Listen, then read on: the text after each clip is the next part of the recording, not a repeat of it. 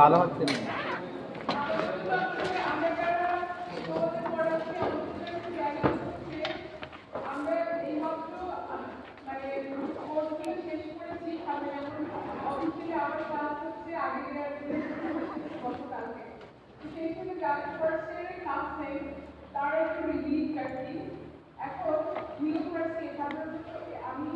আমার চাকরি জীবনে প্রথম দেখলাম যেখানে দুটো old first year new first year সাধারণত আমাদের তারপরে আসি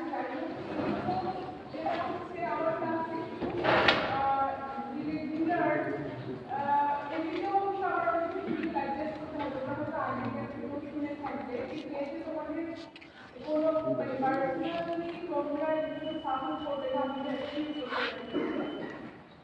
আর এই সমস্ত ক্লাস হচ্ছে আজকে কালকে একটা গুরুত্ব আছে আমি জানিয়ে দিব এখানে পরীক্ষা শুরু হওয়া পর্যন্ত আমি প্রতিটি রেগুলার থাকবো আজকে কালকে ঠিকমতো মতো ক্লাস হবে কিন্তু পরীক্ষা যখন শুরু হবে তখন কিছু ক্লাসগুলো ঠিকমতো হবে কারণ পরীক্ষার জন্য হচ্ছে আমাকে থাকতেই হচ্ছে যাই হোক এটা আরেকটা ব্যাপার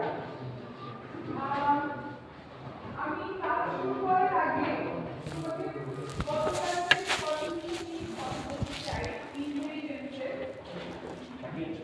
যে প্রশ্ন করেছিল তুমি দেখছো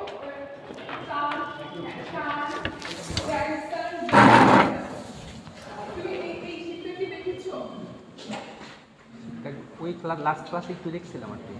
এখন এখানে একটা জিনিস বলি আমি ক্লাস শুরু করার আগে একটা জিনিস বলি গত ক্লাসে একটা কনফিউশনের কথা বলছিল যে গ্র্যান্ডসানরা কিন্তু আসলে সমান পায় না গ্র্যান্ডসানরা যেটা হয় গ্র্যান্ডসানরা আসলে তাদের ফাদারকে রিপ্রেজেন্ট করে তুমি বলার পর আমি নিজেই একটু কনফিউজ হয়ে গেছিলাম আসলে মানে আই ওয়াজ রাইট এখানে দেখো মৃত পুত্রের 3 পুত্র 3 ভাগের 1 পাচ্ছে আমি একটু এক্সপ্লেইন করছি ওর 3 বছর ওর কথা সেটা হচ্ছে গ্র্যান্ডসানরা আমি যে ডক্টর মেডিকেল কথা বলছিলাম যে কোনো বাবা যদি দাদার জীবন 10টায় মারা যায় তবে বাবার সম্পত্তি তার যে সন্তানরা আছে তারা কিভাবে পাবে তারা কি দাদার উত্তরাধিকারী হিসেবে পাবে নাকি বাবার উত্তরাধিকারী হিসেবে পাবে রাইট যেই ছেলে মারা গেল তার উত্তরাধিকারী হলে সেটা হবে একরকম দাদার উত্তরাধিকারী হলে হবে আরেক রকম তারা যখন দাদার উত্তরাধিকারী হিসেবে পাচ্ছেন তখন কিন্তু তারা তাদের বাবাকে রিপ্রেজেন্ট করছেন আমি তোমাদের একটা জিনিস দেখাই এই শীটটা যদি তোমাদের কারো কাছে থাকে তোমরা চেক করে নিতে পারো এখানে বলা আছে পুত্র মৃত পুত্রের 3 পুত্র আমি সেই তারপরে জিনিসটা খেয়াল করি আসলে 3 পুত্র কিন্তু 3 ভাগের 1 ভাগ পাচ্ছে খেয়াল করেছো এখানে দেখো পুত্রের পুত্র মানে গ্র্যান্ডসন একজন আমি কি লিখছি একজন ব্যক্তি মারা গেছে তিনি একজন ছেলে রেখে গেছে একজন পুত্রের পুত্র তাদের হচ্ছে অবশ্যই এর বাবা বেঁচে নেবে আর একজন পুত্রের পুত্র তার মানে হচ্ছে তাদের বাবা এবং গ্র্যান্ডফাদার কেউ বেঁচে নেই এখন প্রশ্ন হচ্ছে তারা প্রপার্টিটা কিভাবে পাবে ধরো এখানে পুত্রের পুত্র 3জন আছে রাইট এখানে একজন আর এখানে হচ্ছে 3জন এখন তোমার প্রশ্ন হচ্ছে টোটাল উত্তরাধিকারী 5জন আছে তাহলে কি তুমি প্রপার্টি 5 ভাগে ভাগ করবে নাকি 3 ভাগে ভাগ করবে তাই তো এটাই তো প্রশ্ন প্রপার্টিটা 5 ভাগে ভাগ হবে না প্রপার্টিটা 3 ভাগেই ভাগ হবে এখানে 1/3 এই 1/3 যেটা সেটা হচ্ছে এরা কিন্তু ভাগ করে দিবে তারা পার্সেন্টেজ পাবে তারা পার্সেন্টেজটা পাবে এখন প্রশ্ন আসছে যদি তাই হয় তাহলে আমরা কেন বলছি সান গ্র্যান্ডসন বঞ্চিত হবেন না তাই তো এটা রিজনেবল প্রশ্ন না তাহলে আমরা কেন বলছি বঞ্চিত হবে না তখন বঞ্চিত হওয়ার কোনো সুযোগ নেই যেমন ধরো এখানে এদের বাবা বাবা এবং দাদা যদি বেঁচে থাকতেন তাহলে কিন্তু উত্তরাধিকারী প্রশ্নই আসতো না, ওই পর্যন্ত আসতো না, সেখানেই হচ্ছে প্রপার্টিটা ডিস্ট্রিবিউট হয়ে যেত। এদের উত্তরাধিকারী প্রশ্ন তখন আসছে যখন হচ্ছে তাদের বাবা মারা গেছে, তাই এর উত্তরাধিকারী মানে বাবা দাদা মারা গেছে আর এখানে হচ্ছে বাবা মারা গেছে। তো এখানে তারা যখন তাদের গ্র্যান্ডফাদারের উত্তরাধিকারী হিসেবে প্রপার্টিটা পাবে তারা কিন্তু তাদের বাবাকে রিপ্রেজেন্ট করছে, রাইট? সেই কারণে হচ্ছে বাবার প্রপার্টিটা তারা ভাগ করে দিচ্ছে। এখন আমরা তারা কোনো অংশ থেকে বঞ্চিত হবেন না বলছি এই জন্য যে তারা যদি থাকেন তারা অবশ্যই প্রপার্টি পাবে। এই যে তিন পুরুষ লোয়ার গ্রেডে, তারপর যদি ফোর্থ গ্রেড চলে যায় তারা কিন্তু পাচ্ছে না, রাইট? এই জন্য বলা হচ্ছে সান। এরপরে ফোর্থ গ্রেডে যদি আসে তাহলে তারা কিন্তু প্রপার্টিটা পাচ্ছে না, বুঝতে পারছো? তাহলে এটা হচ্ছে তারা পার্ট ক্যাপিটা পাচ্ছে না, এই যে এরা পার্ট ক্যাপিটা পাচ্ছে না, কিন্তু পার্ট স্টাইলস পাচ্ছে, মাথা পিছু পাচ্ছে না, তারা অংশ পিছু পাচ্ছে। অংশ মানে হচ্ছে তাদের দুজনের তাদের বাবার যে অংশটা ছিল সেটা ভাগ হয়ে যাবে।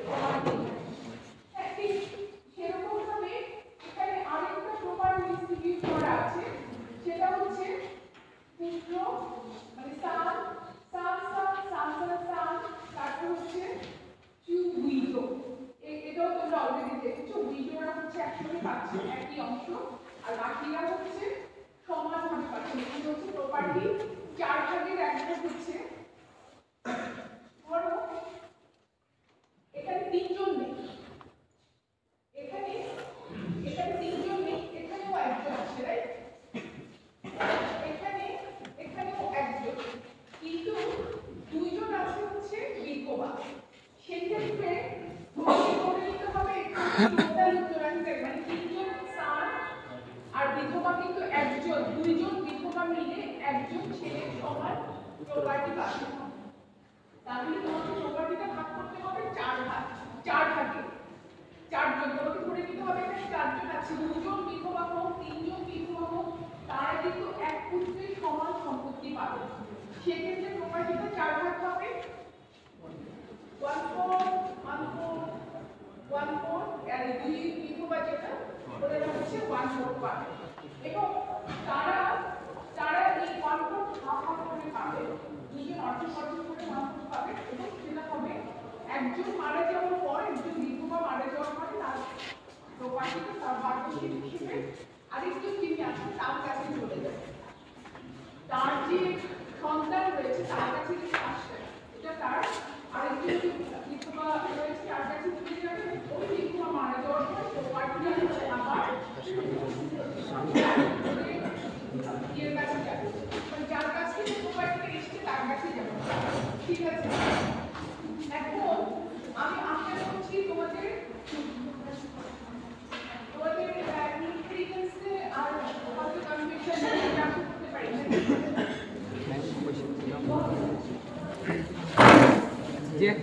যেটা দেখালেন মানে উইডো দুইজন এবং সান এইভাবে আছে, ওইটা কি মানে পুরো মানে গ্রেড ওয়াইজ হচ্ছে? মানে এটা কি গ্রেড ওয়াইজ হচ্ছে যে উইডো গ্রেড ওয়াইজ দিক দিয়ে পড়ে বলি, কিন্তু ডক্টর অফ রিপ্রেজেন্টেশন আসলে এখানে গ্রেডের ব্যাপার আছে। বুঝতে পারছি, কিন্তু এখানে যখন দুই সান হবে, এক সান লিখছিলেন না, কিন্তু এখানে দুইজন সান হয়, তাহলে কি আবার গ্রেডের প্রশ্নটা থাকছে? সান কিছু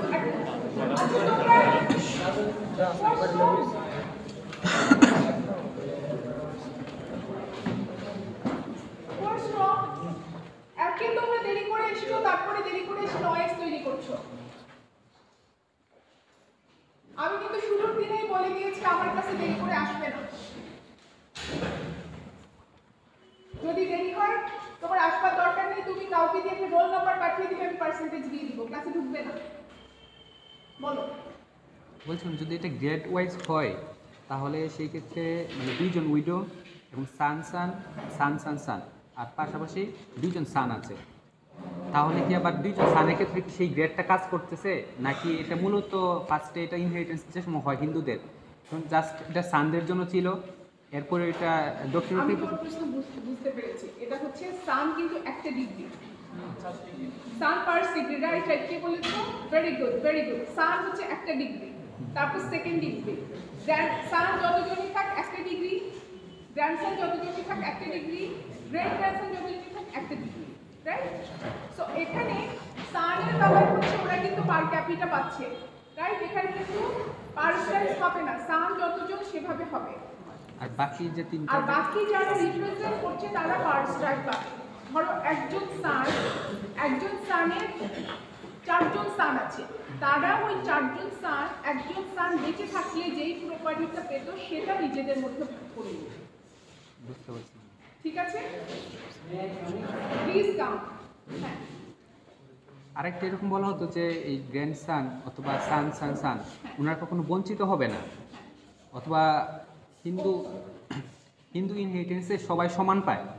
তাহলে যখন একজন সান থাকছে এবং দুইজন গ্র্যান্ড সান থাকছে, গ্র্যান্ড সান দুইজন থাকছে, তাহলে ওনারা তো মানে সমানভাবে তো পাচ্ছে না, প্রপার্টিতে সমানভাবে পাচ্ছে না। পাচ্ছে, সমানভাবে পাচ্ছে। যে ডিগ্রি, এখানে ডক্ট্রিন অফ রিপ্রেজেন্টেশন, তোমরা কি কেউ বুঝতে পারছো? Please don't be confuse. এটা খুবই সিম্পল একটা ডিস্ট্রিবিউশনের। সমান মানে কি? তারা কিন্তু সমানই পাচ্ছে। তারা তাদের, ধরো গ্র্যান্ডসন যাদের তুমি বলছো, 4জন গ্র্যান্ডসন আমি বলেছি, তাদের বাবা বেঁচে আছে, তাহলে তাদের বাবা এবং তাদের বাবা যদি বেঁচে থাকতেন, তার যে আরো 2 ভাই এখন বেঁচে আছে, তারা তো 1/3 করে পেতেন, রাইট? 2জন ভাই বেঁচে আছেন, আরেকজন ভাই মারা গেছেন, তাহলে ধরো গ্র্যান্ডসনদের কথা বাদ দাও, 3জন, তাহলে তারা 1/3 করে পেত। তাদের একজন মা আছে, সেক্ষেত্রে প্রপার্টিতে 4 ভাগ হতো, 4 ভাগ হতে সবাই 1 ভাগ পেত। এমন না যে মা, যেমন মুসলিম লতে কখনো 1/8 পাচ্ছেন, 1/4 পাচ্ছেন, একজন উইমেন 1/6 পাচ্ছেন, সেরকম কিন্তু হয় না। সমান কি জন্য বলা হচ্ছে? যেসব উত্তরাধিকারীরা উত্তরাধিকার পাচ্ছেন তারা সমান অংশ পাচ্ছেন। এখন তোমার প্রশ্ন হচ্ছে গ্র্যান্ডসানরা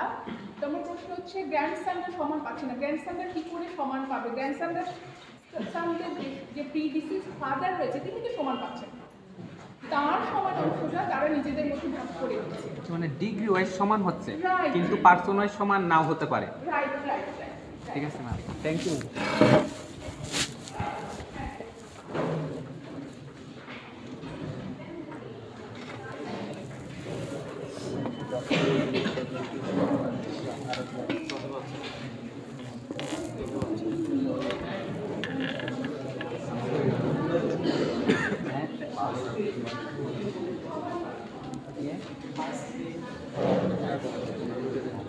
পরে যারা আছেন ওরা মানে শর্তের সাথে বঞ্চিত হতে পারে।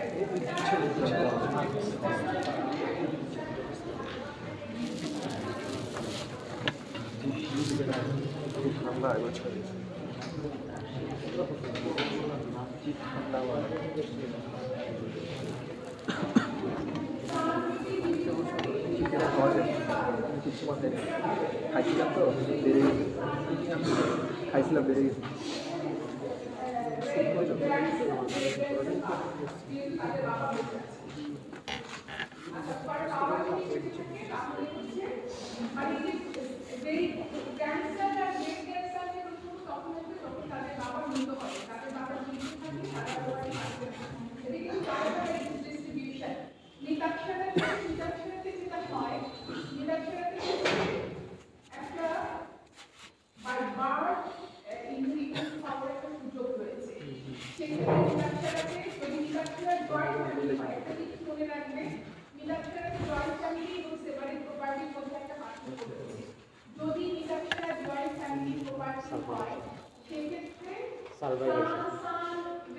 এরাও কিন্তু জয়েন্ট ফ্যামিলি যারা অংশ তারা হচ্ছে জন্মের সঙ্গে সঙ্গে তাদের অংশ বেড়ে যাচ্ছে। এখানে ডাজন্ট ম্যাটার যে তাদের বাবা বেঁচে আছে কি বেড়ে যাবে। ওই জায়গাগুলোতে আমরা যাচ্ছি না। আপাতত আমরা জানাটা ইনফ্লুয়েন্সটা মোটামুটি ঠিকঠাক মতো জানলেই চলবে, তাছাড়া আপাতত আমরা যাচ্ছি না। আমার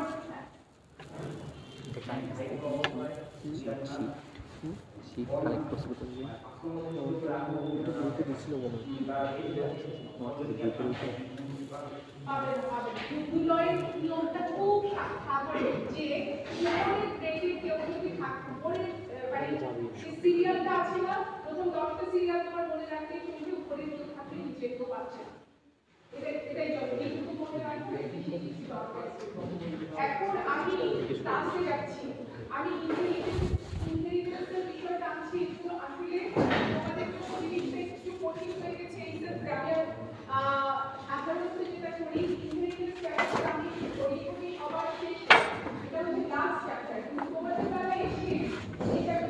রেয়ার কথা তার কারণ হচ্ছে যে ক্লাস এটা রেয়ার 1 এর ঠিক একই কারণে শুরুতে যেটা বললাম যে দুটো ব্যাচের কথা ঠিক এরকম একটা কারণে এই ব্যাপারটা হয়েছে।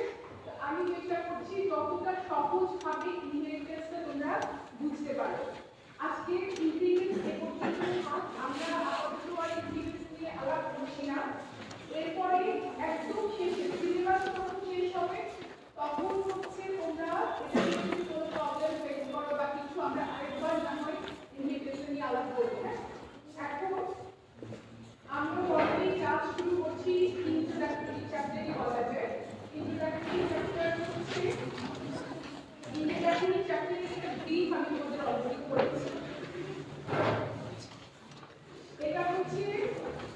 এটা হচ্ছে ফর্মালি বলতে পারো আমার প্রথম ক্লাস যেটা সেটা হচ্ছে থেকে শুরু হলো ইন্ট্রোডাক্টরি চ্যাপ্টার দিয়ে। এতদিন আমি যে জিনিসগুলো তোমাদের বোঝানোর চেষ্টা করেছি ইনহেরিটেন্সটা যাতে তোমরা বুঝতে পারো একটু লেকচার লেকচারটা সেই কারণে তোমাদের প্রিপেয়ার করার জন্য আমি লেকচারে আমার যে সিস্টেম সেটাকে চেঞ্জ করেছি। তো আজকে ফর্মালি আমি ইন্ট্রোডাক্টরি চ্যাপ্টার শুরু করছি। তো start with what is Hindu law? What is Hindu law? Hindu law হচ্ছে is a personal law of Hindus. Hindu law is a personal law of Hindus and it is treated as a part of order. Hindu law, তুমি নাম থেকে বুঝতে পারছো যে হিন্দু যে personal law, it is treated as a part of order. What is order?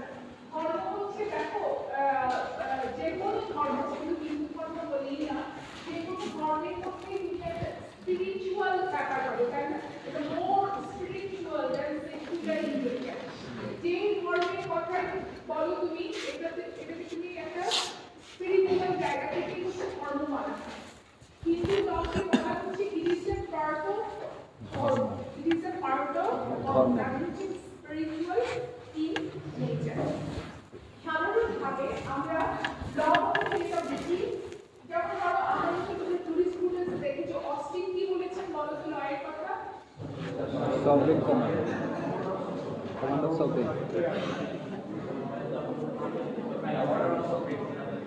law is the command of sovereign law is the command of sovereign তার মানে হচ্ছে সাধারণভাবে সেকুলার ল বলতে আমরা যেগুলো বুঝি সেকুলার ল বলতে আমরা যেটা বুঝি সেটা হচ্ছে সভরেন অথরিটির যে কমান্ড সেটা হচ্ছে ল যেমন ধরো লেজিসলেশন আমাদের দেশে যে আইন রয়েছে সেই আইনগুলো আমরা কেন মানছি সেটা কারণ হচ্ছে আমাদের পার্লামেন্ট আইন তৈরি করছে আমাদের হচ্ছে কনস্টিটিউশনাল সুপ্রিমেসি আমাদের যে কনস্টিটিউশন এটা হচ্ছে আমাদের supreme law of the land এই কনস্টিটিউশন মেনে আমাদের পার্লামেন্ট আইনটা করছে নাগরিক হিসেবে আমরা সেই আইনটা মানতে বাধ্য law is the command of sovereign কিন্তু হিন্দু ল বা অন্য পার্সোনাল ল এর কথা যদি বলো সেই লটাকে সেই সেন্সে তুমি ল করতে পারবে এটা সুপ্রিম অথরিটি মানে সভরেন অথরিটির কমান্ড এটাকে বলা হয় command of god actually it comes from heaven এখানে কোনো হিউম্যান অরিজিন না সো এটা হচ্ছে কমান্ড অফ গড এখানে বলা হয় যিনি এখন যেমন গভর্নমেন্টের পক্ষে রয়েছে আগেকার দিনে রাজাদের শাসন ছিল তাই না যিনি তাকে বলা হচ্ছে রিপ্রেজেন্টেটিভ অফ গড যিনি তাকে বলা হচ্ছে রিপ্রেজেন্টেটিভ অফ গড এবং তিনি গডের রিপ্রেজেন্টেটিভ হিসেবেই হচ্ছে তিনি পানিশমেন্ট অ্যাডমিনিস্ট্রেট করছেন গডের রিপ্রেজেন্টেটিভ হিসেবে অন্য রুলগুলো তিনি ইমপ্লিমেন্ট করছেন তার মানে হচ্ছে he himself is also subject to the law এখন আসলে লয়ের উপরে তো কিছু নেই এখানে সভরেন কি ব্যাপার যেটা এখানে কিন্তু বলা হয় আমাদের প্রেসিডেন্ট হোক বা রাষ্ট্র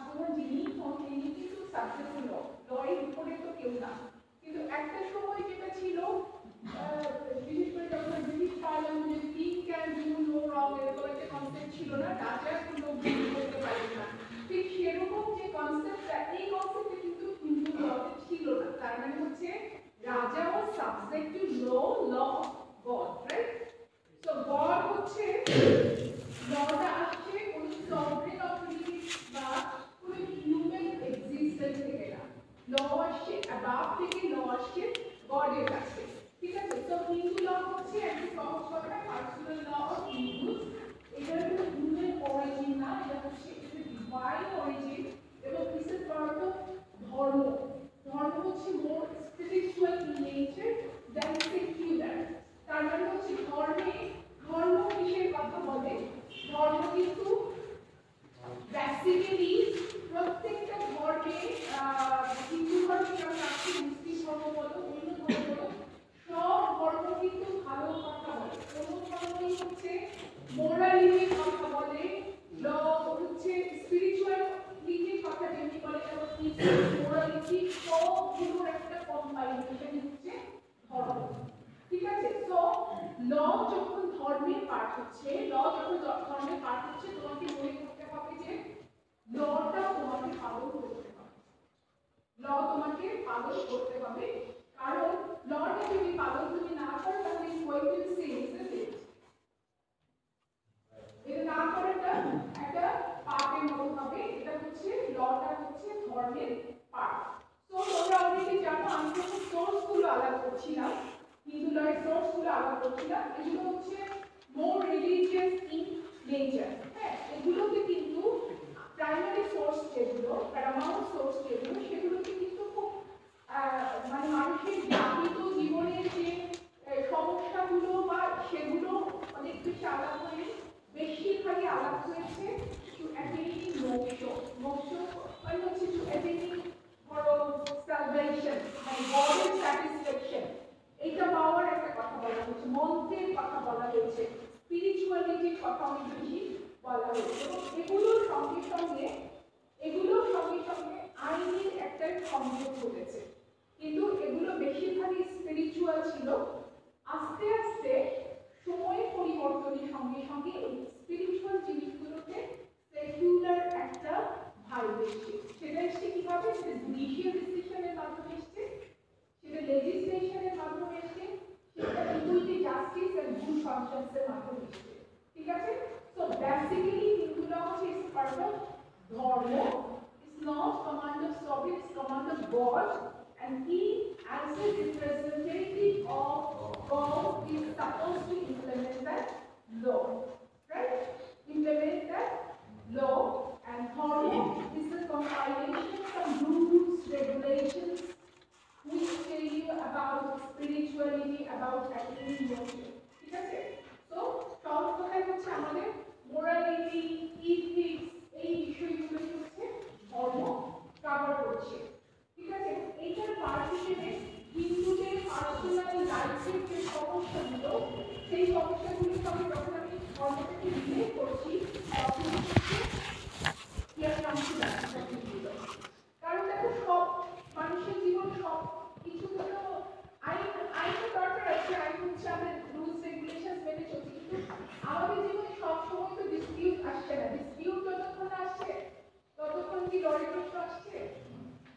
ডিসপিউট না আসছে, ল আসছে না। ল যখনই সমস্যা হচ্ছে তখনই হচ্ছে ল আসছে। কিন্তু আমাদের জীবনে অনেক স্বাভাবিক কর্মকাণ্ড ঘটে, সেই কর্মকাণ্ডগুলো আমরা যাতে প্রেসক্রাইবড ওয়েতে, আমরা যাতে সহজভাবে চলতে পারি, যতক্ষণ হচ্ছে ওখানে কিন্তু কোনো সমস্যা হচ্ছে না। যখনই কোনো ডিসপিউট দেখা দিচ্ছে তখনই হচ্ছে লড়াই প্রশ্ন আসছে। ঠিক আছে? তো হিন্দুরা মনে করতেন যে ল হচ্ছে ধর্মেরই একটা পার্ট।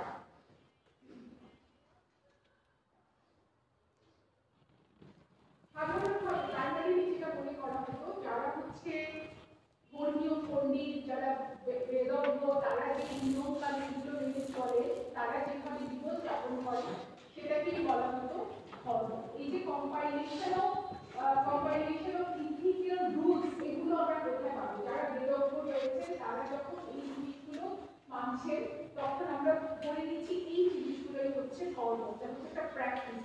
এটা অনেকটা মুসলিম লতে তোমরা সুন্নাহর বিষয়টা পড়েছো না, যে সুন্নাহ যেরকম সেরকম ভাবে যারা বেদজ্ঞ, যারা হিন্দু ধর্মে পণ্ডিত, তারা যেরকম জীবন যাপন করে, সেটার একটা কম্পাইলেশন, সেটা রুলস রেগুলেশন গুলো কম্পাইলেশনকেই আমরা বলছি হিন্দু ল অনুযায়ী ধর্ম।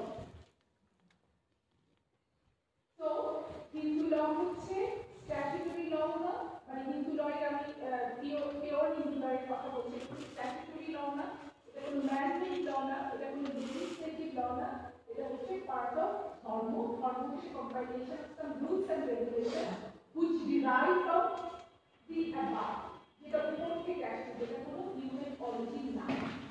এখন একটু এতক্ষণ আমি যেটা বললাম সেটা হচ্ছে what is Hindu law.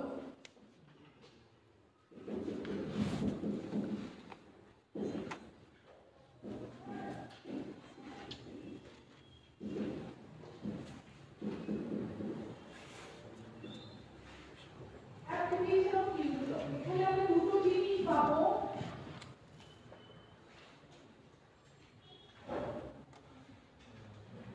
What is Hindu law?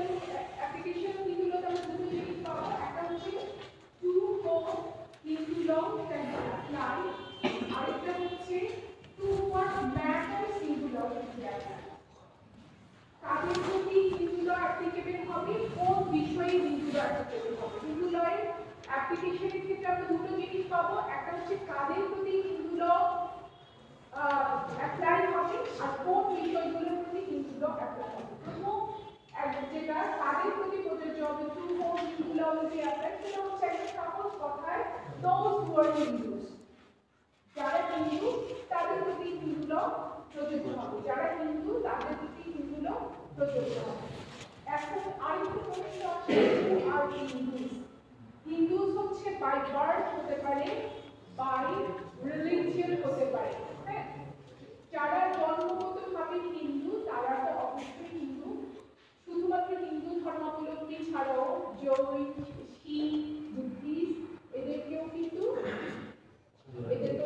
Hindu ল অনুযায়ী হিন্দু ট্রিট করা হয়, যদিও তাদের স্পিরিচুয়াল মানে তাদের প্র্যাকটিস গুলো আলাদা, কিন্তু for the purpose of the application of law they should be treated as Hindus।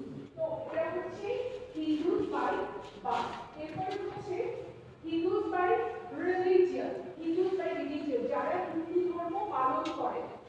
Hindus by birth এর কথা যেটা হচ্ছে যাদের প্যারেন্টস হিন্দু বা জৈন শিখ এরা হচ্ছে হিন্দু, ডাজন্ট ম্যাটার তারা কি হিন্দু ধর্ম প্র্যাকটিস করছেন নাকি করছেন না, এটা কোনো বিষয় না। কিন্তু হিন্দুস বা রিলিজিয়ান অ্যাক্টিভিটি হচ্ছে যারা হিন্দু ধর্ম পালন করছে, হিন্দু ধর্মের যে প্র্যাকটিসগুলো রয়েছে এগুলো যারা পালন করছে তারা হচ্ছে হিন্দু। এরপর আরেকটা ক্লাস রয়েছে সেটা হচ্ছে আদার পারসন। আদার পারসন হচ্ছে মুসলিম। প্রথম হচ্ছে হিন্দুস বাই বার্থ, যারা জন্মসূত্রে হিন্দু, যাদের প্যারেন্টস হিন্দু তারা হিন্দু। হিন্দুস বাই রিলিজিয়ন হচ্ছে যারা হিন্দু ধর্ম পালন করছেন, যারা প্র্যাকটিস করছেন তারা হচ্ছে হিন্দু। আরেকটা থার্ড ক্যাটাগরিতে হচ্ছে আদার পারসন। আদার পারসন হচ্ছে মুসলিম এবং অন্য কিতাবিয়া যারা আছেন তারা ছাড়া অন্যদেরকেও কিন্তু আমাদের এই সাবকন্টিনেন্টে for the purpose of application of law Hindu হিসেবে ট্রিট করা হচ্ছে। ঠিক আছে, তো আদার পারসন হচ্ছে যারা মুসলিম বা এরকম মানে কিতাবিয়া যারা তারা মুসলিম, জিউ, পার্সি এই ধরনের যে ক্লাস এরকম ক্লাসিফাইড যারা রয়েছে তারা ছাড়া তাদের বাইরে এই সাবকন্টিনেন্টে যেসব মানুষ বসবাস করছে for the purpose of application of Hindu law তাদেরকে হিন্দু হিসেবে ট্রিট করা হচ্ছে। এখন আমি দেখলাম যে কাদের দুটি প্রযোজ্য হবে, কোন বিষয়গুলোর উপর প্রযোজ্য হবে। যে বিষয়গুলো স্টেট ল ডিল করে সেগুলোতে হিন্দু ল আসবে না। কোনো কন্ট্রাক্ট করতে যাচ্ছে তুমি, একজন হিন্দু একজন মুসলিম, দুটো পার্টি, কিন্তু এখানে হিন্দু ল মুসলিম ল এখানে রাখা হয়েছে। এখানে দেশের যে কন্ট্রাক্ট আইন আছে এবং কন্ট্রাক্টের টেবিল কিছু আছে সেই হিসেবে হচ্ছে তোমাদেরকে কন্ট্রাক্টটা করতে হবে। একইভাবে যদি কোনো ক্রিমিনাল ধরো কেউ যদি কন্ট্রাক্ট ব্রেক করলো তার পানিশমেন্ট বা তার কম্পেনসেশন যেটা সেটা প্রচলিত আইন অনুযায়ী হবে, হিন্দু ল বা মুসলিম ল কিছু করার নেই। ঠিক তেমনিভাবে যদি কোনো ক্রিমিনাল অফেন্স হয়ে থাকে, কেউ যদি ধরো কোনো হিন্দু যদি মার্ডার করলে তার জন্য কিন্তু হিন্দু ল প্রযোজ্য হবে না। হিন্দু ল এর আগে 3 নিয়ম ছিল ক্ষেত্রে, স্টেট ল যেটা আছে সেটা প্রযোজ্য হবে। তাহলে কিন্তু আজকে কোন বিষয়গুলোতে আমরা হিন্দু লকে অ্যাপ্লাই করব, কোন সাবজেক্ট ম্যাটারে হিন্দু ল অ্যাপ্লাই করব। হিন্দুদের পার্সোনাল রিলেশনশিপ নিয়ে যেই বিষয়গুলো ডিল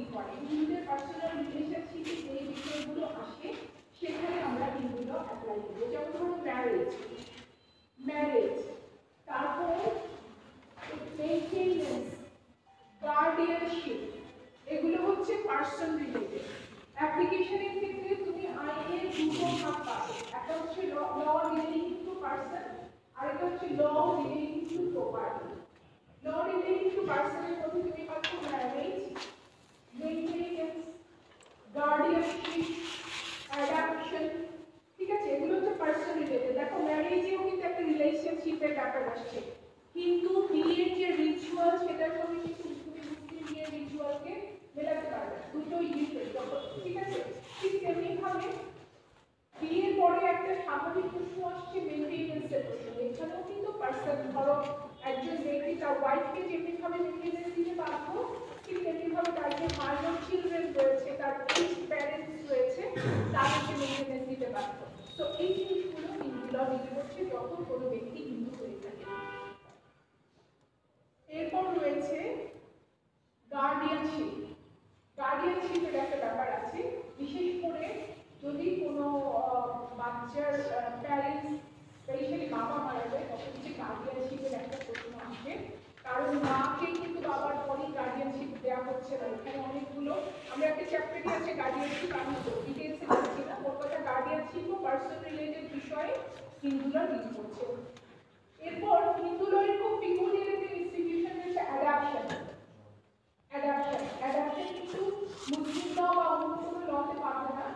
অ্যাকশন রোমে এটার একটা প্রচলন ছিল, কিন্তু মানে হিন্দু লয়ের মধ্যে এটা একটা পিকুলিয়ার ইনস্টিটিউশন হিন্দু ল হচ্ছে অ্যাডাপশন। তো এই পার্সন রিলেটেড যে বিষয়গুলো সেগুলো হচ্ছে হিন্দু ল ডিল করছে, রাইট? ঠিক তেমনিভাবে প্রপার্টি রিলেটেড যে বিষয়গুলো আছে সেগুলো হিন্দু ল ডিল করছে। যেমন ধরো হিন্দু ইন্টেলিজেন্স, তোমরা যেটা নিয়ে আমরা গত কিছুদিন ধরে স্টাডি করছি এরকম আর কি। তো হিন্দু ইনহেরিটেন্স, যখন একজন ব্যক্তি মারা যাবে, হিন্দু ব্যক্তি মারা যাবে, তার প্রপার্টি তো প্রচলিত আইন হিসেবে ডিস্ট্রিবিউট করা যাবে না ইনহেরিটেন্সের ক্ষেত্রে।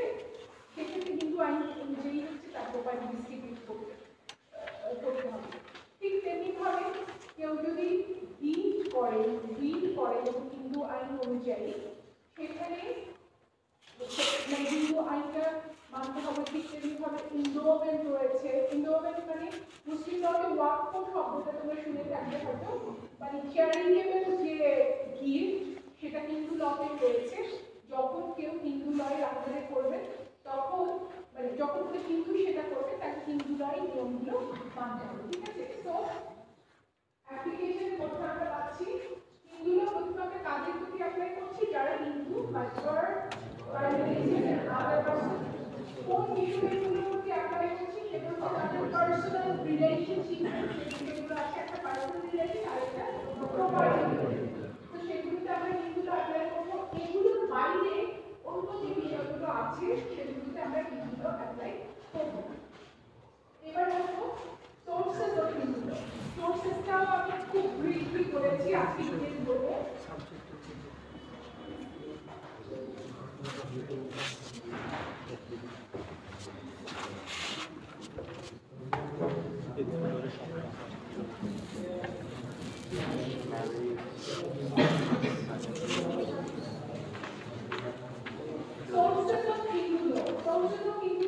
এখানে হিন্দু লয়ের সোর্স রয়েছে। সোর্সগুলোকে আমরা দুই ভাগে ভাগ করব। প্রাইমারিলি হিন্দু লয়ের সোর্সগুলো দুই ভাগে ভাগ করব আমরা। একটা হচ্ছে অ্যানসিয়েন্ট সোর্স, আর একটা হচ্ছে মডার্ন সোর্স। অ্যানসিয়েন্ট সোর্স এবং modern source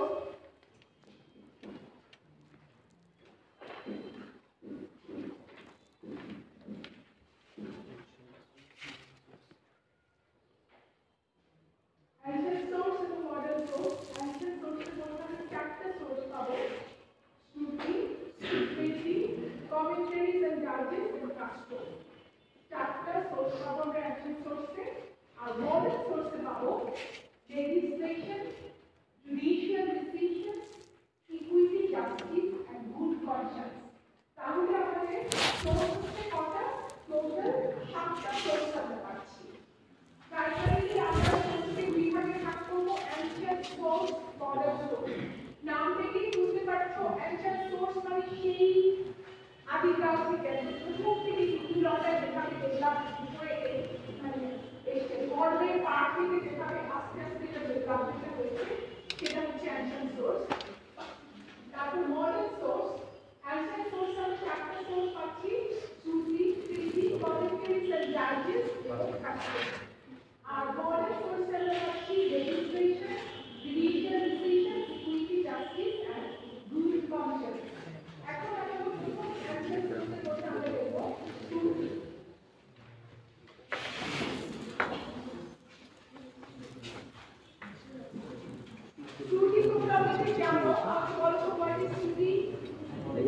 heard? What was heard? What was heard? What was heard from the above? It doesn't have a human origin. It comes from the above, from God. Then, ইংরেজি বেদা, বেদ শাস্ত্রতে এটাই হচ্ছে একটা শ্রুতির compilation.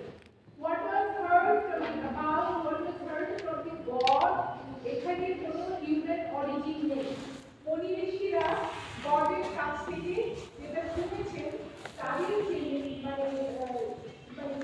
যেটা শুনেছেন তার যে compilation সেটা হচ্ছে শ্রুতি, বেদ শাস্ত্র। এখানে 4টা বেদ রয়েছে, সেটা হচ্ছে আমাদের তোমাকে জানা বলতে 4টা বেদ কি?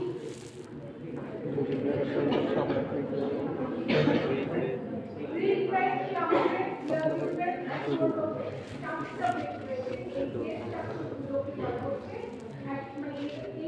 এগুলো হচ্ছে শ্রুতি।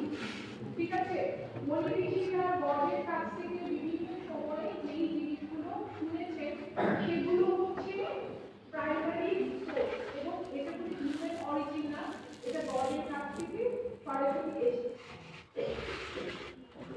এখানে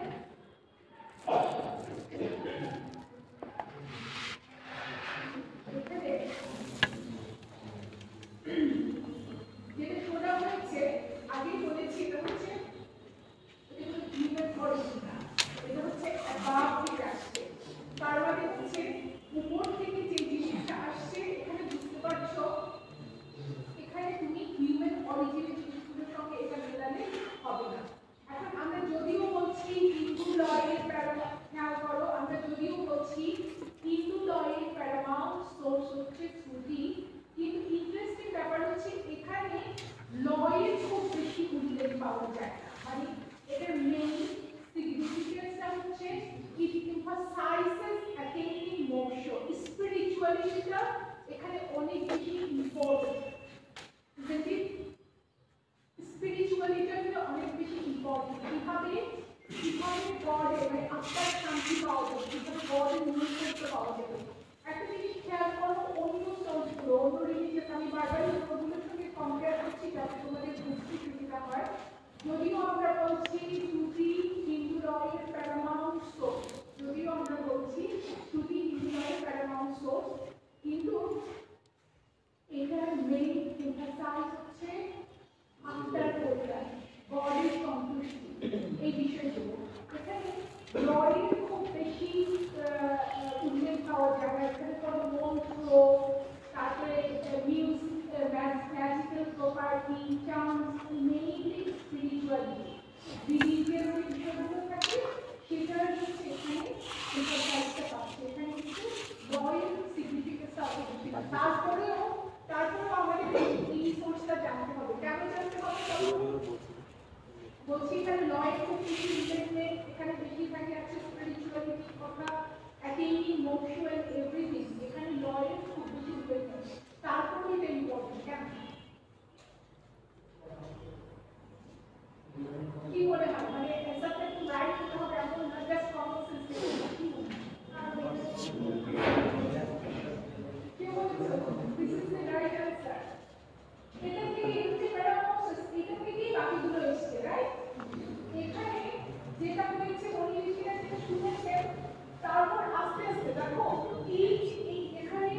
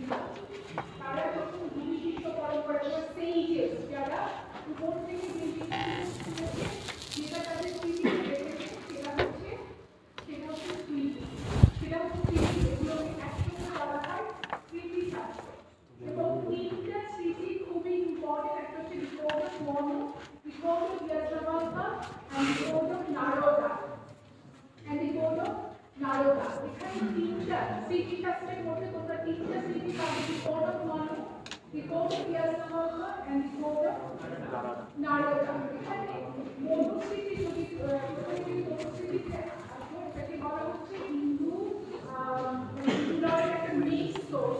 একটা জিনিস দেখবে, তুমি যেই টপিকটাই পড়তে যাও মনুস্মৃতির কথা কিন্তু খুব কমনলি পাবে।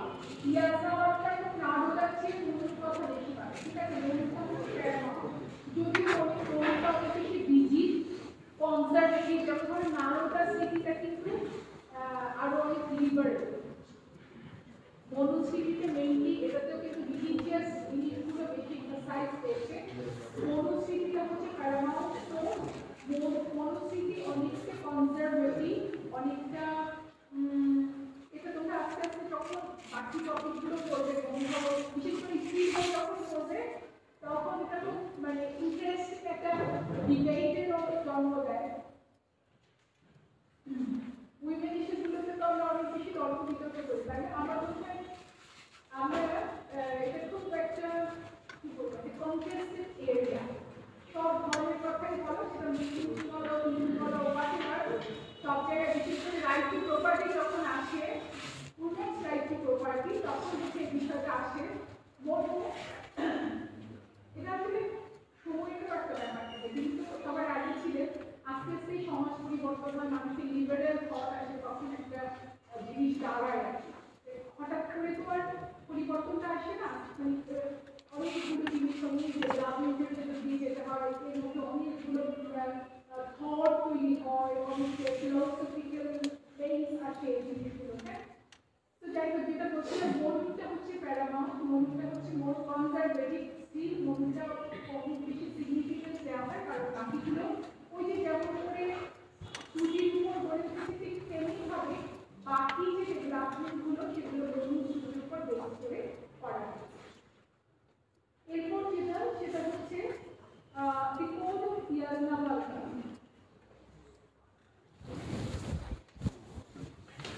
দি কোড অফ মনু, তারপর হচ্ছে দি কোড অফ ইয়াজনাবালকা।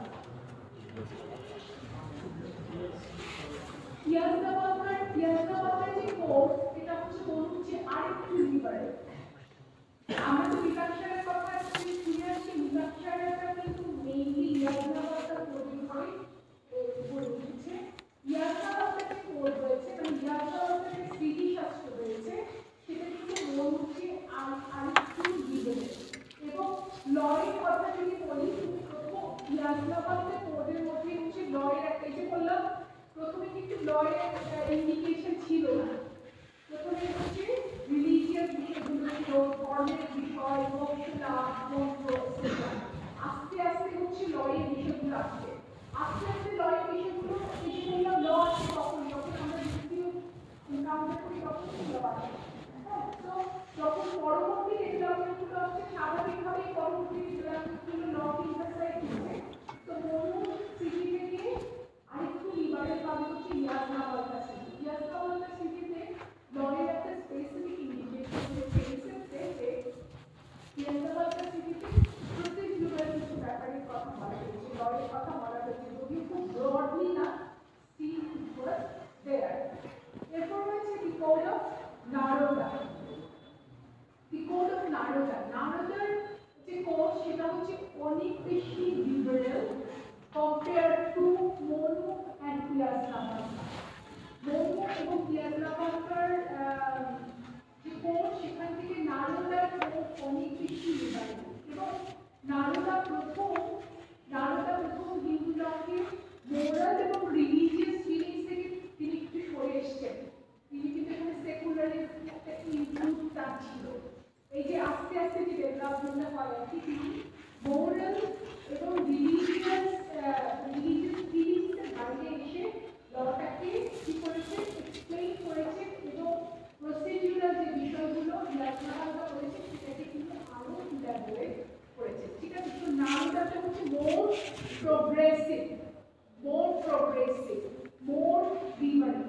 ঠিক আছে, তো মনুটা হচ্ছে কনজারভেটিভ, ইয়াজনাবালকাটা হচ্ছে একটু লিবারেল, নারদাটা হচ্ছে অনেক বেশি লিবারেল, এবং তিনি অনেক ক্ষেত্রে liberal feature of religious moral feelings.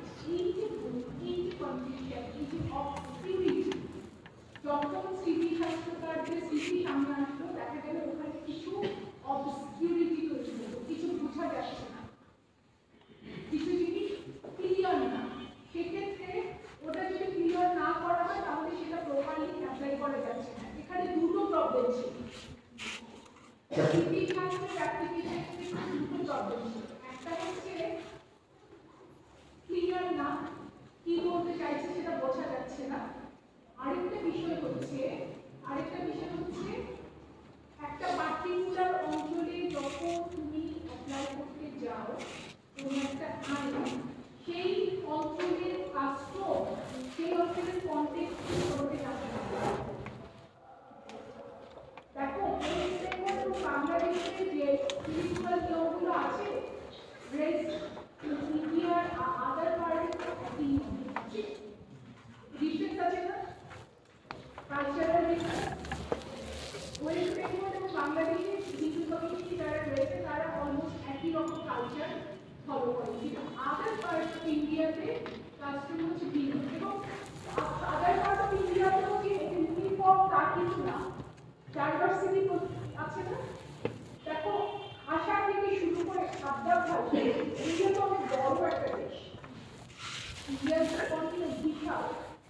এখন এখানে গুজরাট বলো, গুজরাটের লোক যে পাঞ্জাব, তাদের কি কালচার রিচুয়াল কোনো কিছু মিলছে? মিলছে না। তারপরে চেন্নাইতে তারা আবার আরেক রকম, তাদের সাথে আবার শ্রীলঙ্কার যে একটা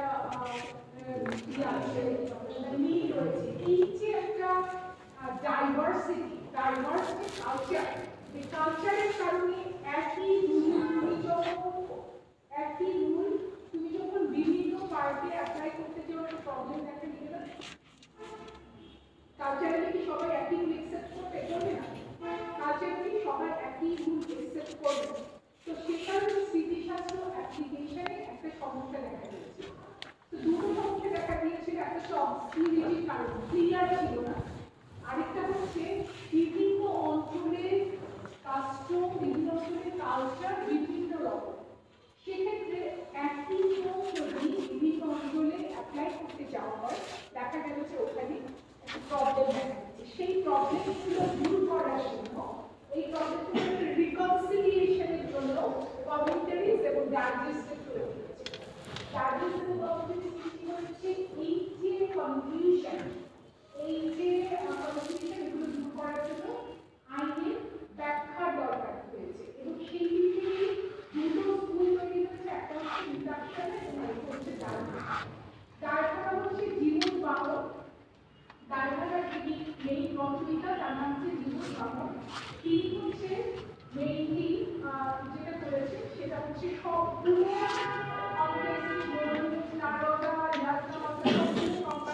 তিনি একটা জিনিস করেছে। আর ইন্ডাকশন বা যেটা রয়েছে তার সে কমেন্টারিজ উপর বেস করে বিজ্ঞানেশ্বর হচ্ছে মেইন কমেন্টারি, বিজ্ঞানেশ্বর হচ্ছে ইন্ডাকশনের মেইন কমেন্টারি, আর ডায়ভারের মেইন কমেন্টারি হচ্ছে বিজ্ঞানেশ্বর মেইনলি বেস করেছে ইয়াজনাবাবকার যে কমেন্টারি তার উপর। এখন এই যে কমেন্টারিজ এবং ডাইজেস্টগুলো আমরা পাবো, এটা ভেরি মাচ রিলেটেড ল, more law than religion. বুঝতে পারলাম? এই দুটো দেখো, এটা কিন্তু more religion than law. এটা কিছু কিছু লয়ে আছে, কিন্তু commentaries and digest is more law than religion. So এখানে কি আসছে? যেমন ধরো প্রপার্টি রাইট, মানে ইনহেরিটেন্স এর ক্ষেত্রে একটা বড় ব্যাখ্যা পাবে, দুটো স্কুলে আলাদা আলাদা। স্ত্রীধনতে শব্দ রয়েছে, এটা হচ্ছে পিকুলিয়ার ইনস্টিটিউশন অফ হিন্দু ল। স্ত্রীধন হচ্ছে মানে নারী সম্পত্তি, ইউনিয়ন প্রপার্টি বলা হয়, কিন্তু সব ইউনিয়ন প্রপার্টি আবার স্ত্রীধন না। যেটা নারী এক্সক্লুসিভ প্রপার্টি সেটা স্ত্রীধন, বাকি প্রপার্টিগুলো স্ত্রীধন প্রপার্টি। ঠিক আছে, হিন্দু লতে সব প্রপার্টি একজন নারী যেটা পায় সেটা এক্সক্লুসিভ প্রপার্টি হয় না, কিছু প্রপার্টি হয় কিছু হয় না, যেটা এক্সক্লুসিভ প্রপার্টি সেটা স্ত্রীধন। So, he tried to inheritance, freehold, fathers right over property, এই জায়গাগুলোতে হচ্ছে দুটো স্কুল অনেকগুলো ব্যাখ্যা দিয়েছে, এবং দুটো স্কুলের ব্যাখ্যার মধ্যে মেজর পার্থক্য হচ্ছে এই জায়গায়। বুঝতে পারছো? দুটো স্কুলের যে সাধারণভাবে কিন্তু দুটো স্কুলের নিয়ম একই। আমি ইন্টেলিজেন্স কথা বলার সময় তোমাকে বলেছি, শপিংটা যেটা হয় তার মানে হচ্ছে যারা তিনটে দিচ্ছে তারা শপিংটা কি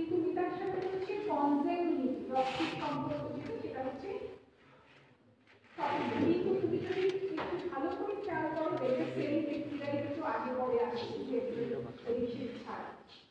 তো commentaries and digestry আমরা পাচ্ছি mainly লরেল প্যাসিভ, এখানে ইন্ট্রাকশনাল স্কিল রয়েছে, ডায়াগ্রামার স্কিল রয়েছে। ডায়াগ্রামার প্রমুখতা হচ্ছেন জিনু বাবর, তিনি হচ্ছে মরু, নারদা, ইয়াসনাওয়ালা সবগুলো স্মৃতির একটা কম্পাইলেশন করে তিনি হচ্ছে সবগুলো উপরে নির্ভর করছেন।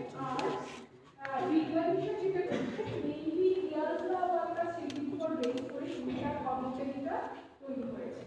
ঠিক আছে, তো ডায়াগ্রামার তোমরা অলরেডি জানো, ডায়াগ্রাম হচ্ছে আমাদের বাংলাদেশ এবং ইন্ডিয়ার যে ওয়েস্ট বেঙ্গল সেখানে রয়েছে, আর বাকি ইন্ডিয়ার বাকি পার্টি যারা থাকছে তাদের জন্য মৃগাক্ষরা প্রযোজ্য।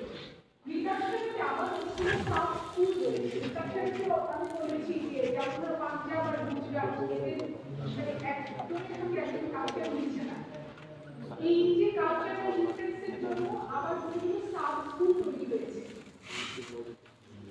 কালচারাল ডিফারেন্সের জন্য বিভিন্ন সাউথ স্কুল তৈরি হয়েছে। যেমন কিছু কিছু জায়গায় মেয়েদের মানে মেয়েদের অধিকার দিচ্ছে, আবার কিছু কিছু জায়গায় দিচ্ছে না। এটা হচ্ছে বেসড অন কালচার। একটা দেশের কালচার চেঞ্জ করা খুবই ডিফিকাল্ট, এটা অলমোস্ট অসম্ভব, রাইট? আমরা বাংলাদেশে আমরা যে কালচারের মধ্যে বলছি, মানে আমি কথা বলছি, আচ্ছা একটু প্রসঙ্গ থেকে যাই, তবে সিনিয়ে মনে হচ্ছে কালচারের কথা বলছি। এই কথাটা বলা, কালচার হচ্ছে খুবই সেন্সিটিভ একটা জিনিস। কালচারের বাইরে গিয়ে তুমি যদি কোনো কিছু দিতে যাও সমাজে, সেটা কিন্তু একসেপ্ট হবে না। ঠিক আছে, তো যখন যারা ব্যাখ্যা দিচ্ছিলেন তাদেরকে কালচারটা মাথায় রাখতে হয়েছিল এবং তারা ব্যাখ্যাটা বেসড অন দ্যাট কালচার দিচ্ছিলেন, সেভাবেই হচ্ছে ব্যাখ্যাটা একসেপ্টেড হয়েছিল। আমি আমাদের বাংলাদেশের কালচারের কথা বলছি। আমি জানি না তোমরা আমার সাথে একদিন করতে পারো বা নাও করতে পারো। আমাদের একটা খুব কমন একটা কালচার, আমি বলবো যে ব্যাড কালচার, এটা হচ্ছে ডিভিশনের কালচার, বাইনারি কালচার। আমরা একটা ছোট্ট দেশ, এতগুলো মানুষ এই দেশে থাকি, দুজন মানুষ শুধু দুটো মত হয়ে যায়, আমরা কোথাও একমত হতে পারি না। এবং পলিটিক্স নিয়ে আমাদের ইন্টারেস্টের সীমা নেই। হ্যাঁ, পলিটিশিয়ানরা পলিটিক্স করবে, আমরা সাধারণ মানুষ কেন, আমাদেরকে মানে কাজ নেই, আমরা সারাক্ষণ পলিটিক্যাল ডিসকাশন, ওখানে কি হলো, ওখানে এটা আমাদের কালচারের অংশ হয়ে গেছে। একটা হচ্ছে পলিটিক্যাল ডিভিশন, অমুক দল দুটো ডিভিশন, তারপরে হচ্ছে রাজনীতি, আমরা সবাই একজন বিশেষজ্ঞ, দুটো হচ্ছে আমরা একজন বিশেষজ্ঞ।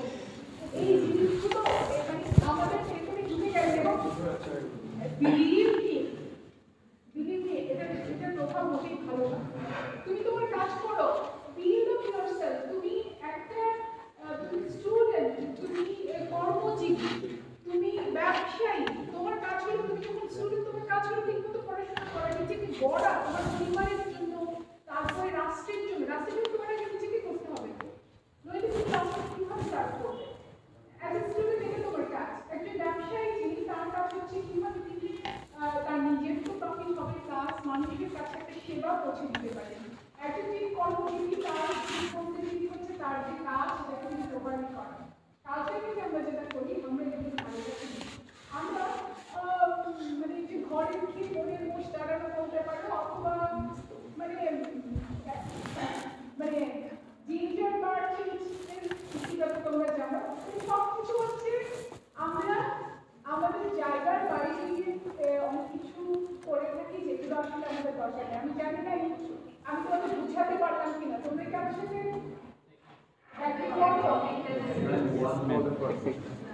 কেউ না করতে পারো, প্লিজ আপ টু ইউ। এটা আমার বিশ্বাস আছে। আমার কাছে বলতে পারি পলিটিশিয়ানরা পলিটিক্স করবে, আমরা সাধারণ মানুষ বাইরের দেশে দেখো, এটা আমি কোথাও দেখিনি। ইভেন তুমি প্রধানমন্ত্রী আমাকে জিজ্ঞেস করো, তাদের প্রধানমন্ত্রী নাম আমরা বলতে পারবো, কিন্তু আমাকে জিজ্ঞেস করো, আমরা সব ভবিষ্যতের নামের ভিতরে বসে আছি। হ্যাঁ, তারপরে এটাকে সেটাও বলতে পারবো, বিএনপি কে ছিল সেটাও আমরা বলতে সচেতন থাকতে পারি, কোথায় কি হচ্ছে ডিজিটাল বিষয়ে সচেতন আমাদের থাকতে হবে, কোথায় কি হচ্ছে। কিন্তু পলিটিক্স নিয়ে মানে ওভার কি বলবো বলা যায়, মানে এটা আমার কাছে খুবই ডিস্টার্বিং একটা বিষয় মনে হয়। আমি চাই না তোমরা আমার সাথে ডিসঅ্যাগ্রি করতে পারবো, ফাইন। আমি কালচারের কথা বলছিলাম। এখন হ্যাঁ, কালচারের কথা যেটা বলছি, আমি এখন আমার ভিউ ধরো মানে আইডেন্টিটি, এখন আমি যদি আমার ভিউ কোথাও অ্যাপ্লাই করতে যাই, মানুষ কিন্তু ফেলে আসবে, they will not agree with me, হ্যাঁ। তো এখানে যেটা হচ্ছে, আমি আমার ভিউ আমার মধ্যেই রাখি, আমি আমার প্রিন্সিপাল নিজের মধ্যেই মেনে চলি। এটা হচ্ছে আমি এখানে খুব বেশি কিছু করতে চাই না, কিন্তু তোমরা যেহেতু মানে ইউ আর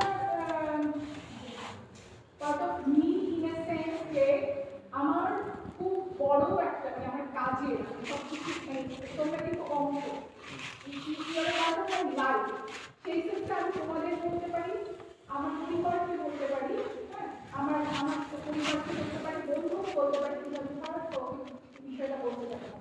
তোমাদেরকে আমি বলি, এটা হচ্ছে আমি মনে করি এটা আমার রেসপন্সিবিলিটি, মানো না মানো সেটা তোমাদের ব্যাপার, আমি কিছু ফোর্স করবো না। কিন্তু আমি বিশ্বাস করি এটা আমাদের কালচারের খুব খারাপ একটা জায়গা। আমরা যে পলিটিক্যাল ডিভিশন থেকে আমরা যে মানুষগুলো এত ডিভাইডেড হয়ে যাচ্ছি, রিলিজিয়ন, জেন্ডার, পলিটিক্যাল থট, কি নেই যেটা আমাদের ডিভাইড করছে না। Let everyone do their business. যে যে পলিটিক্সের পলিটিক্স করতে দাও, যে যে ধর্মের হোক তাকে কর্ম পালন করতে দাও, যেটা পিসফুল করা যায়। কিন্তু সব কিছুর মধ্যে আমরা অনেক বেশি কি বলবো, অনেক বেশি কনসার্ন হয়ে যাচ্ছি যে আমাদের মেইন যে রেসপন্সিবিলিটি সেটা আমি করছি না। আরেকটা জিনিস কি, যখন তুমি যখন কোনো অফিসে যাও, তোমাকে সেবা দেওয়া অফিসের জিনিস, কিন্তু যিনি সেবা দিয়েছে তিনি তার একটা অ্যাটিটিউড এরকম যেন সেবা দিয়ে তোমাকে তিনি উদ্ধার করে দিচ্ছে। এটার জন্য তো তিনি তাকে পে করা হচ্ছে, সেবা দেওয়া তার ডিউটি, কিন্তু সবসময় এমন একটা ভাব করবে যেন এটা খুব এবং ওই সেবাটা পাওয়ার জন্য তোমাকে অনেক স্ট্রাগল করতে হয়। আমরা যে ওই জায়গায় কথা বলি না, আমরা সেই পলিটিক্স নিয়ে যাই না বাবা, সেই পলিটিক্স তো রাজা রাজাদের কাজ, রাজা রাজারই হবে, আর আমাদের সাধারণ মানুষদের ছেলে মেয়েরা মরবে যুগে যুগে, তারপরে আবার রাজা রাজারা এসে রাজত্ব করবে। ওই অচলায়তন থেকে বের হওয়া খুবই কঠিন। ওই জন্য আমি রিকোয়েস্ট করবো তাদেরকে, তোমরা প্লিজ জিনিসগুলো কিছু চিন্তা করো। আমি ফোর্স করছি না, আমার ভিউতে তোমাদের নিতে বলছি না, ঠিক আছে? Just think about yourself, think about your family, think about your parents. তুমি চিন্তা করো, তুমি যখন একটা ভালো জায়গায় যাবে, তোমার প্যারেন্টস কত হ্যাপি হবে, তাই না? এর চেয়ে বড় হ্যাপিনেস তোমার জীবনে আসবে না। তো আসো, কালচারের কথা বলছিলাম। এই কালচার আমি জানি না এই কালচার থেকে আমরা কবে বের হবো, তবে আমার বিশ্বাস তোমরা আমার বিশ্বাস তোমরা পারবে, আমার বিশ্বাস তোমরা পারবে, তোমরা পারবে, এই বিশ্বাসটা আমার আছে। সেই জন্য আমি তোমাদের বলছি, বিশ্বাস করছি, এটা বলি যে তোমরা এখন অনেক বেশি ম্যাচিউর, বিশেষ করে লাস্ট যে রেভলিউশনটা এভরিথিং হলো।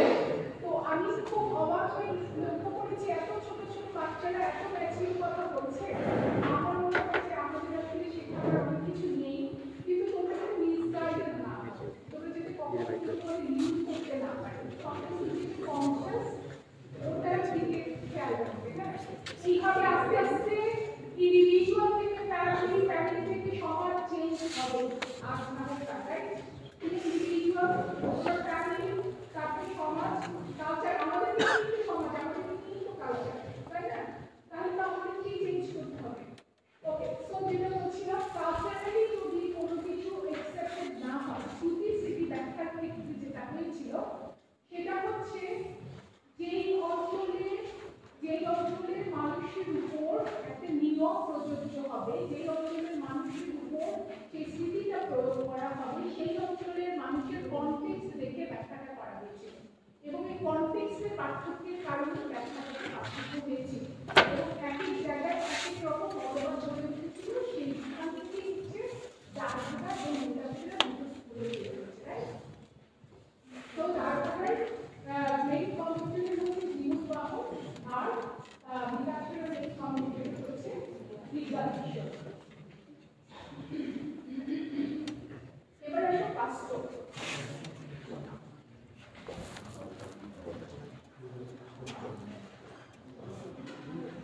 কাস্টম হচ্ছে যে কোনো পার্সোনাল লয়েরই খুবই ইম্পর্টেন্ট সোর্স। যে কোনো পার্সোনাল শুধু পার্সোনাল ল না, যে কোনো দেশে ইভেন ইন্টারন্যাশনাল লয়ের কিন্তু কাস্টম খুব ইম্পর্টেন্ট একটা সোর্স। কাস্টম হচ্ছে কোনো একটা রুল দীর্ঘদিন ধরে কোনো একটা পার্টিকুলার কমিউনিটিতে কোনো রকম ছাড়া যদি ফলো করা হয়ে থাকে তখন সেটাকে বলা হয় কাস্টম। কোনো একটা রুল, কোনো একটা লিগাল সিস্টেম, কোনো একটা রুল কোনো একটা নির্দিষ্ট কমিউনিটিতে অথবা ক্লাসে অথবা দেশে দীর্ঘদিন ধরে চলে আসছে আনইন্টারাপ্টেডলি, এবং অবশ্যই রিজাল্ট করতে হবে, আমি রিজাল্ট করতে হবে না, এটাকে বলা হচ্ছে কাস্টম। এবং এই কাস্টমটা এতটাই গুরুত্বপূর্ণ, এই কাজটাকে এতটাই গুরুত্বপূর্ণ যে রিটেন কোনো লকেও অনেক সময় এটা আউটলাইন করতে পারে। রিটেন কোনো ল সেটার চেয়েও অনেক সময় কাস্টমের গুরুত্ব বেশি হতে পারে। এটা প্রিভি কাউন্সিল একটা কেসে বলেছিল, একটা খুব বিখ্যাত কেস হচ্ছে collector of Madura versus Moottoo Ramalinga. Collector of Madura versus Moottoo Ramalinga 1868 এর একটা কেস।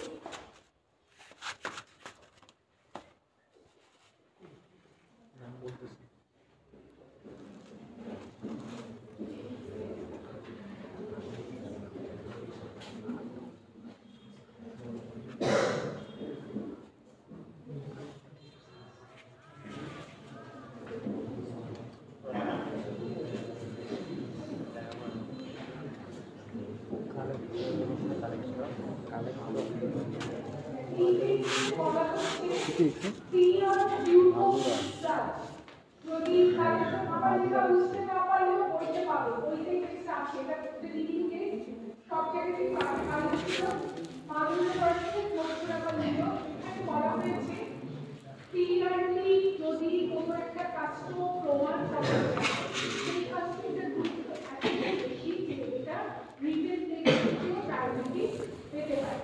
তো কাস্টমের গুরুত্ব অনেক বেশি যে কোনো পার্সোনাল লয়ের। তবে এই গুরুত্ব তখনই দিতে পারবে যখন দেখা যাবে কাস্টমের এসেনশিয়াল রয়েছে সেই এসেনশিয়াল গুলো ফুলফিল করে। যখন একটা পার্টিকুলার রুল কিছু এসেনশিয়াল ফুলফিল করে তখনই সেটাকে আমি প্রপার কাস্টম বলতে পারবো, বললে সেটাকে কাস্টম বলা যাবে না। তো রুলগুলো প্রথম যে রুল সেটা হচ্ছে it should be handshake. What are the essentials of a valid custom?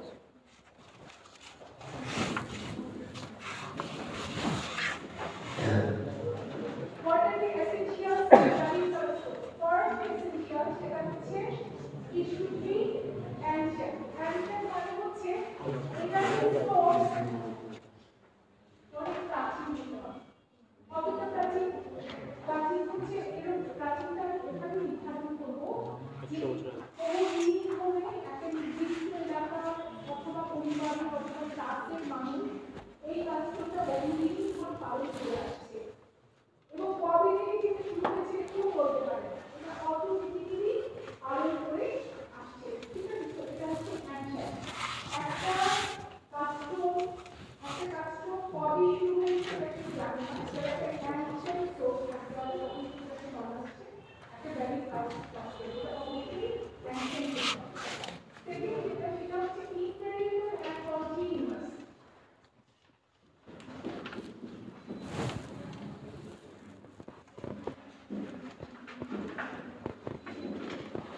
শুধুমাত্র হ্যান্ডশেক হলে কিন্তু হবে না, ইন্টারিয়াল and continuous. Invariable and continuous শুধুমাত্র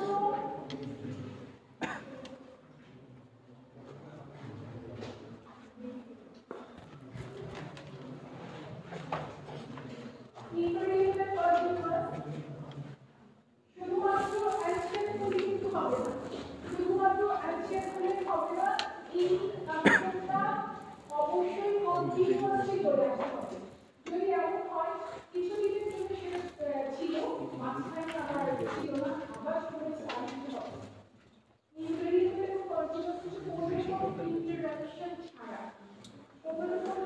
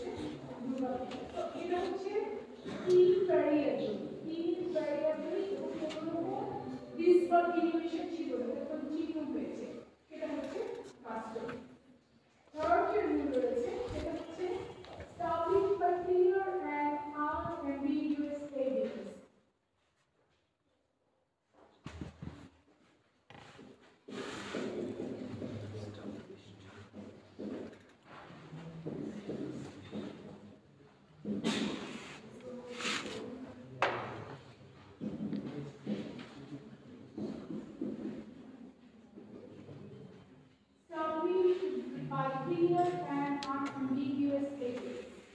এই রিকোয়ারমেন্টটা কখন আসে? যখন কোনো একটা পার্টিকুলার কাস্টম নিয়ে কনফিউশন দেখা যায় এবং যদি দেখা যায় যে সেটা established by clear and unambiguous evidence. Clear and unambiguous evidence নিয়ে প্রমাণ করছে তখন সেটাকে ভ্যালিড কাস্টম বলা হয়। এই যে খালিদপুর মাদ্রাসার মধ্যে আমরা যে কথাগুলো বলছি এখানে বলা হচ্ছে তখন হচ্ছে সেটা রিভিউ টেস্ট ক্লিয়ার প্রমাণের মাধ্যমে আমি বলতে পারি যে কন্টিনিউয়াসলি চলে আসছে ওদের ক্যান্সার পলিসি হচ্ছে সেই মর্যাদাটা।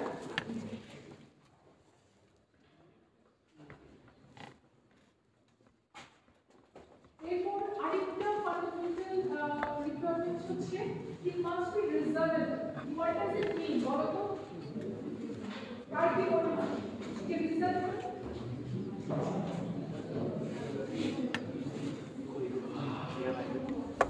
it must be reasonable. What is that? যৌক্তিক, হ্যাঁ, কোনোরকম অযৌক্তিক কিছু হতে পারে না। ধরো একটা প্র্যাকটিস অ্যান্সার অরিজিন রয়েছে আর সেটা প্র্যাকটিস চলে আছে ক্লিয়ার প্রুফ অফ রিসার্চ আছে, কিন্তু সেটা আনরিজনেবল, সেটাকে কিন্তু আমরা কোথাও মর্যাদা দিতে পারবো না। কিছু no give the status of custom.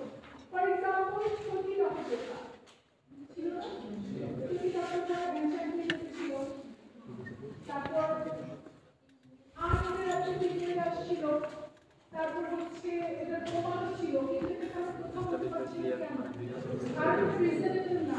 ঠিক সেরকম কোনো প্র্যাকটিস সেটা যদি ইমোরাল ইলজিক্যাল হয় সেটা যতই করে যতই আনরিজনেবল হোক সেটাকে আমরা কাস্টম করতে পারবো। এরপর রয়েছে it must not be oppose to morality or public policy.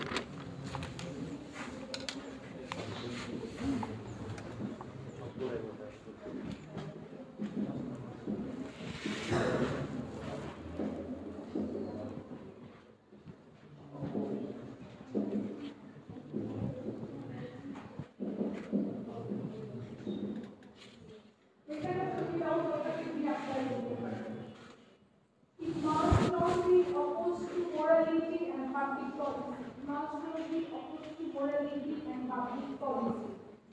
একটা রুল যতই হোক, যত আনন্দের হোক, কিন্তু এটা যদি পাবলিক পলিসির এগেইনস্টে যায়, মোরালিটির এগেইনস্টে যায়, সেটাকে আমরা কাস্টম করতে পারবো না। এখানে তো আমরা পরিবাহ প্রধান এক্সাম্পলটা দিতে পারি, এখানে আমরা পরিবাহ প্রধান এক্সাম্পলটা দিতে পারি, এটা মোরালিটি পাবলিক পলিসির এগেইনস্টে ছিল না প্র্যাকটিসটা, সেখানে হচ্ছে এটাকে আমরা পরিবাহ প্রধান শব্দটা নিয়ে ব্যবহার করছি, সেটাকে আমরা বলা যাবে। Last one is it must not be forbidden by the express enactment of the legislature.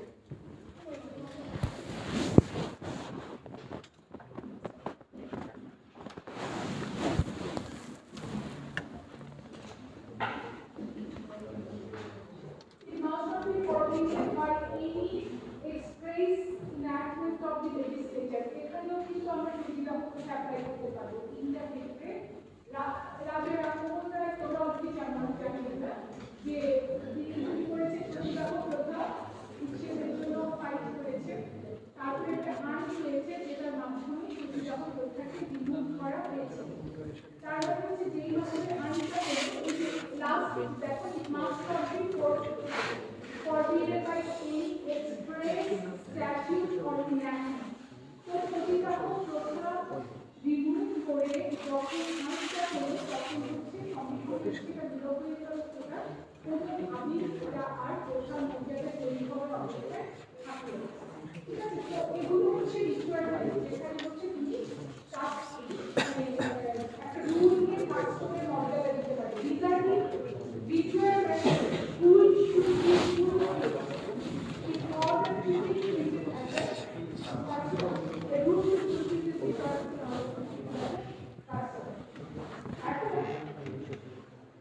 Last,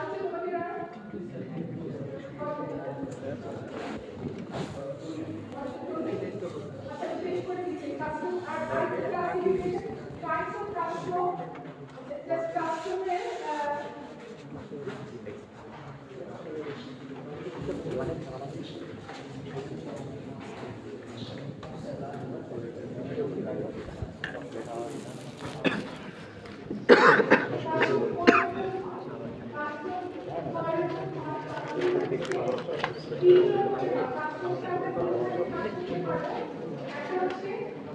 custom, class custom, family custom. Custom কি আমরা তিনভাগে ভাগ করতে পারবো। একটা হচ্ছে লোকাল কাস্টম, আরেকটা হচ্ছে ক্লাস কাস্টম, আরেকটা হচ্ছে ফ্যামিলি কাস্টম। লোকাল কাস্টম হচ্ছে একটা নির্দিষ্ট লোকালিটি মানে একটা রুল যখন এই যে আমরা টিচার একটা লিস্ট পালন করে আসে সেটাকে হচ্ছে লোকাল কাস্টম বলে। একটা জায়গার যে লোকাল কাস্টম সেটা আরেকটা লোকালিটিতে প্রতিষ্ঠিত।